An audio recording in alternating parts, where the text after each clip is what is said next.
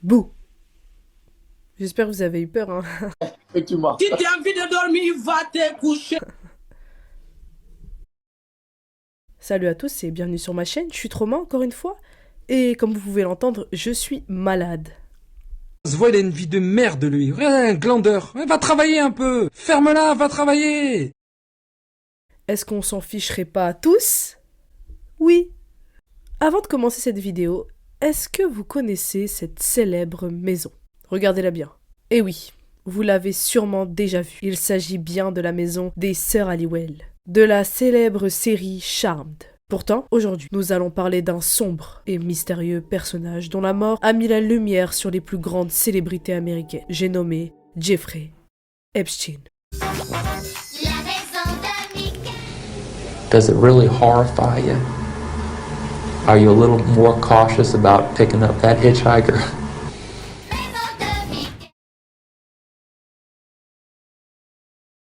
Jeffrey Epstein naît le 20 janvier 1953 à Brooklyn. Au départ, il est enseignant en mathématiques et après avoir fait carrière dans la finance au sein de la banque Bear Stearns, puis à son compte, il fait rapidement fortune. Il va commencer alors à développer un cercle de relations au sein de l'élite de la société américaine et internationale. En effet, Jeffrey va s'approcher des présidents tels que Bill Clinton, Donald Trump ou encore la famille royale britannique. Jeffrey est un personnage mystérieux qui intrigue énormément. En effet, Jeffrey côtoie énormément de monde, dont beaucoup de femmes. Des femmes qui vont porter plainte contre lui. En 1996, Maria Farmer va porter plainte contre Jeffrey et sa femme Ghislaine. En 2006, la mère d'une adolescente de 14 ans va porter plainte car sa fille aurait été emmenée dans le manoir du milliardaire. Là-bas, il l'aurait déshabillée et abusé d'elle. En 2008 et 2009, il sera même accusé d'avoir payé plusieurs filles mineures pour obtenir des rapports sexuels. Évidemment, Jeffrey va plaider non coupable, mais il sera condamné à 18 mois et n'en fera finalement que 13. Néanmoins, il sera inscrit sur la liste américaine des délinquants sexuels. Sa fortune et son influence vont l'empêcher de subir une plus grosse condamnation. En 2010, son majordome Alfred Rodriguez va être condamné lui aussi à 18 mois d'emprisonnement car il aurait tenté de vendre un enregistrement d'Epstein, un enregistrement qui aurait été jugé extrêmement utile dans les enquêtes. Entre 2015 et 2016, des personnes influentes vont témoigner contre lui. Plusieurs femmes notamment vont témoigner contre lui car elles auraient subi des abus, des viols, alors qu'elles étaient mineures. Des femmes qui venaient à son manoir, dans la propriété de les Lex Wexner, afin de travailler. Des femmes qui travaillaient pour lui en tant que femme de ménage ou masseuse. Il avait justement créé un système de travail qui permettait donc à des filles, et la plupart d'entre elles mineures, de venir travailler dans son manoir. Et donc sur son île Little St. James.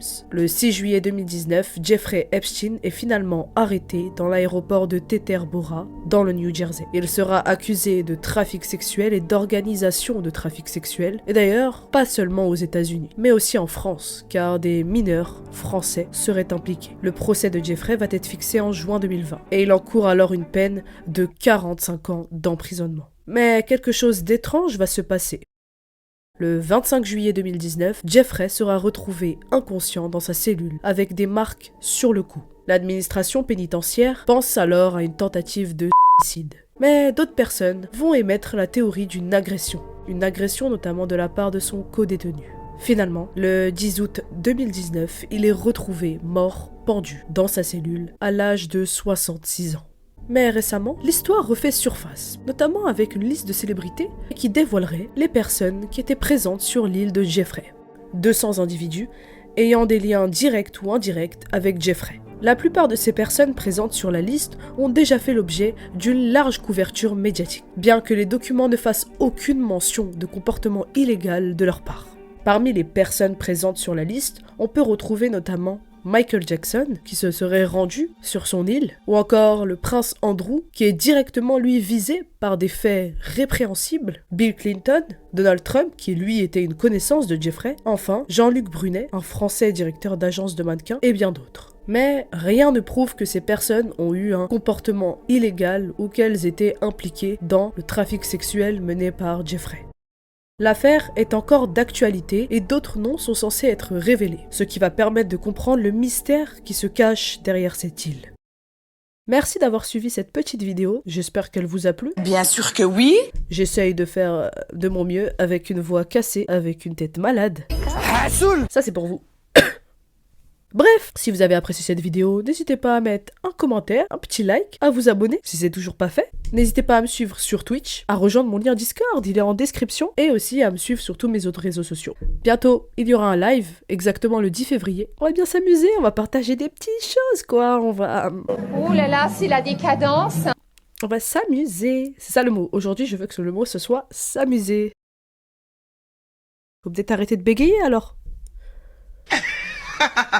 Bref, j'espère que vous avez apprécié cette vidéo. Dites-moi ce que vous pensez de cette histoire. Et aussi, si vous avez d'autres idées, n'hésitez pas à tout me dire en commentaire. C'est comme ça qu'on communique, les amis. Pourquoi je parle comme ça? Pourquoi avec cette voix? Je sais pas. Et évidemment, comme d'habitude, si vous avez suivi cette vidéo jusqu'au bout, commentez casquette à l'envers. Parce que moi, elle est à l'endroit, comme ça fait un petit paradoxe. Nique ta mère. On retourne en 2009, allez, à l'époque de Section d'Assaut. Ah oui, à 100 j'aime sur ma vidéo, j'invite Madonna, donc soyez prêts. Et je pourrais pas faire de musique parce que je connais aucune musique de Madonna. Insultez ma culture en commentaire. Mais enfin, ça va pas! Mais c'est juste insupportable! Arrêtez! Sauce, Twitter, sauce. Est-ce que tu crois que c'est du respect? Hein? Bref, j'espère que vous avez kiffé. J'espère que vous avez aimé. Et si vous avez aimé, abonnez-vous. Abonnez-vous. Laissez un commentaire et un petit j'aime. Allez, ciao.